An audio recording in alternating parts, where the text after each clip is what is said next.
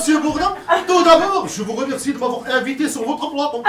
Mais avant de parler de politique, et bien évidemment faire une annonce aux Francis, laissez-moi chanter la Marseillaise. La la la la la la la la la la la la la la la la la. Oui, j'arrive tout de suite, monsieur Bourdin. La la la la la la la la la la la la la.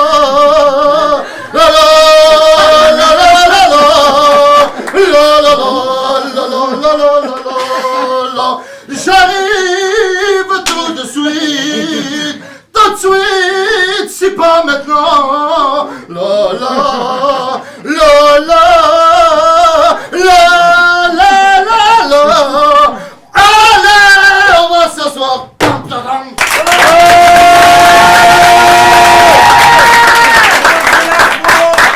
Merci pour votre impatience. Monsieur Bourdin, tout d'abord, je vais me présenter et présenter mon parti politique aux Francis qui ne nous connaissent pas, bien évidemment. Alors, je suis politicien, je m'appelle Abdelhak El Facho. Et comme mon nom il le stipule, je suis un facho, mais moderne et modéré, et je l'assume entièrement, bien évidemment. Quant à moi, je suis très bien intégré car je mange des cochons. Le cochon de chez nous et surtout le bâton de Béchir. Monsieur Bourdin, je suis le président du parti politique, le TPF. Tout pour les Francis et bien évidemment rien pour les autres. Ici, normal, mon parti politique, il fait partie de l'extrémité de la droite, en partant du haut pour finir tout en bas. Monsieur Bourdin, le local de mon parti politique, il se situe à Barbis. Entre le local de Hamid le couturier et le local de Mamadou le marabout. Mais attention! Je vais aller dire aux Francis que ce n'est pas un choix du cœur, mais c'est un choix de la poche, car je suis un facho! Foncé! Mais avec du recul, je m'aperçois que certains étrangers pourraient être bénéfiques pour notre pays. Par exemple, un soir, j'étais avec mon collègue de bureau Mahmoud Juppé. On avait envie de cloper.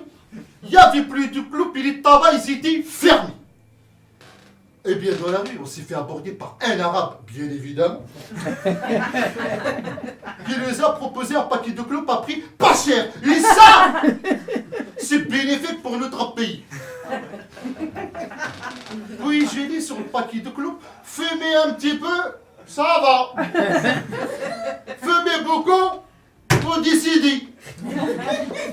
C'est pour cela que j'ai décidé aujourd'hui, sur votre plateau, de me présenter officiellement aux élections présidentielles au Francis. Mais attention! Mais c'est bon. Moi, je ne suis pas comme Marine Le Pen, qui, elle, veut virer tous les étrangers. Car la question fondamentale est la suivante. Si les Arabes et les Noirs ils sont plus en prison, c'est qui va louer les cellules? Nos gardiens de prison, ils vont surveiller qui? Et les Africains, s'ils touchent plus les allocations, la CAF, il va payer qui? Et ces gens-là, monsieur Bourdin, s'ils quittent notre pays, la police, il va taper sur qui? Monsieur Bourdin, les Chinois, on n'en parle pas beaucoup des Chinois. Ils nous font bouffer de la merde à 4,90€ le midi à volonté. Et la même merde à 15,90€ le soir, mais pas à volonté.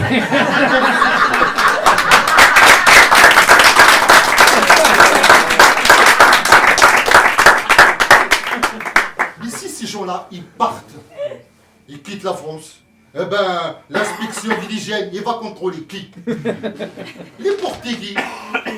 C'est qui va construire ma maison blanche qui va embaucher des Noirs? Eh ben, c'est pareil. S'ils sont plus là, l'inspection du travail, il va contrôler qui? Monsieur Bourdin, si tous personnes que je viens de citer quittent la France, la belle France, la douce France. Eh ben, notre fonctionnaire Francis, ils ne peuvent plus travailler. Alors déjà qu'ils ne travaillent jamais parce qu'il faut tous les jours la grève. Alors là, c'est tous les collègues de notre pays qui vont s'écrouler, là, quand même. Monsieur Bourdin, c'est pour cela que moi et mon parti politique, nous avons décidé de virer tous les bons étrangers et garder uniquement les mauvais. Mais pensez-vous, les autres partis politiques, monsieur Bourdin, ils m'ont pointé du doigt. Et moi, je me suis fâché.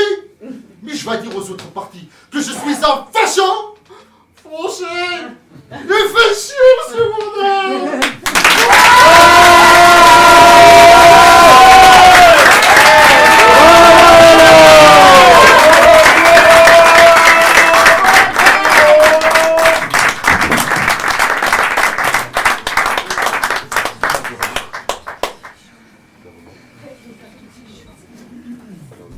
Constantine, 4 juin 1958.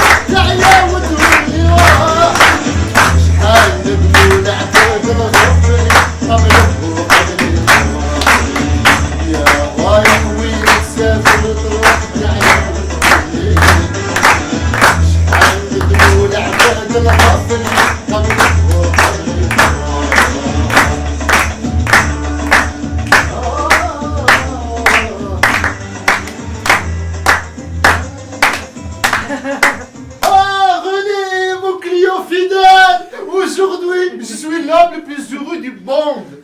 Allez, viens, je vais te servir un petit verre de coton de mascara pour fêter ça. Oh, t'as écouté le discours du général de Gaulle cet après-midi?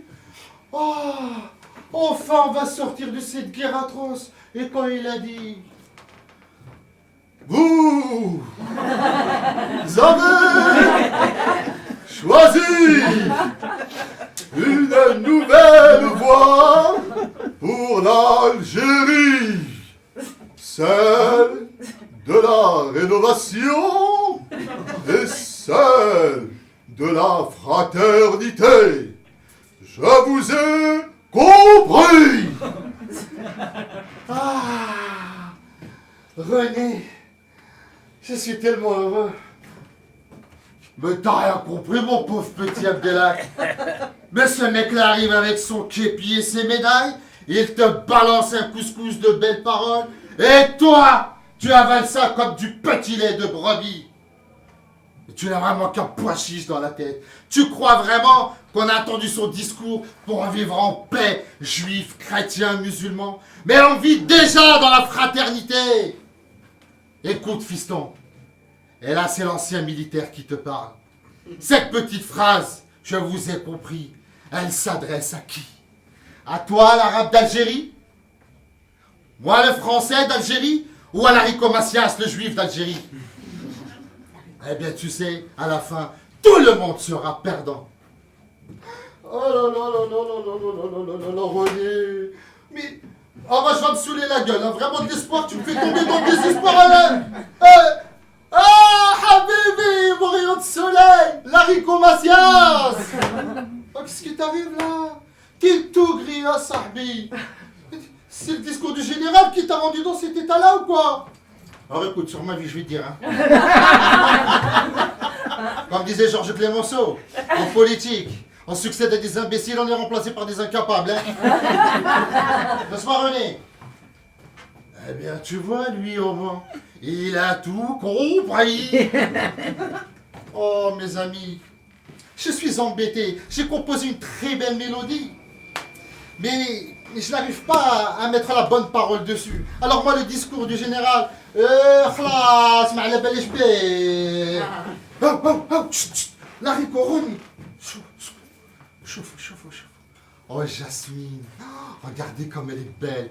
ce corps cambré, ces cheveux bouclés, aïe aïe aïe aïe, ses yeux en amande. À chaque fois qu'elle passe devant le bar, elle me rend fou. Larico, ah qu'elles sont jolies les filles de notre pays. Ah sur ma vie, c'est ça, tu as trouvé la bonne parole. Tu as trouvé la bonne parole sur ma vie. Écoute, écoute. Ah qu'elles sont jolies les filles de mon pays. Oui, qu'elles sont jolies les filles de mon pays. La petite Jasmine, quand elle passe devant nous, elle nous rend fous. Oui, qu'elles sont jolies les filles de mon pays.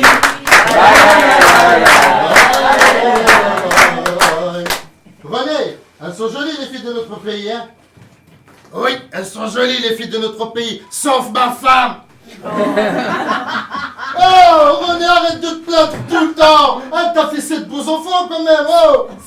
Sur ma vie en plus, ça va te faire la main d'œuvre gratuite pour traire tes chèvres. Oh, oh, c'est bon les amis, on n'est pas là pour s'engueuler. Moi c'est fin de service. C'est bon, on y va. Allez, Bislama, rentrez à la casse-bar. Bye bye. Puis je ferme le bar comme tous les soirs et je me dirige vers la colline de Constantine. Je m'assois entre 2 figuiers de Barbarie. Oh, ça pique. Là-bas au loin, j'imagine la Méditerranée. Et derrière la Méditerranée, la France. Le soleil, il glisse dans les oliviers. Il fait doux. Ici, je suis bien. Là, je rêve. Ah, la France. Je m'imagine face au Sacré-Cœur en mangeant une barbe à papa. Flâner sur les Champs-Élysées illuminés. Voir Notre-Dame et prier Allah.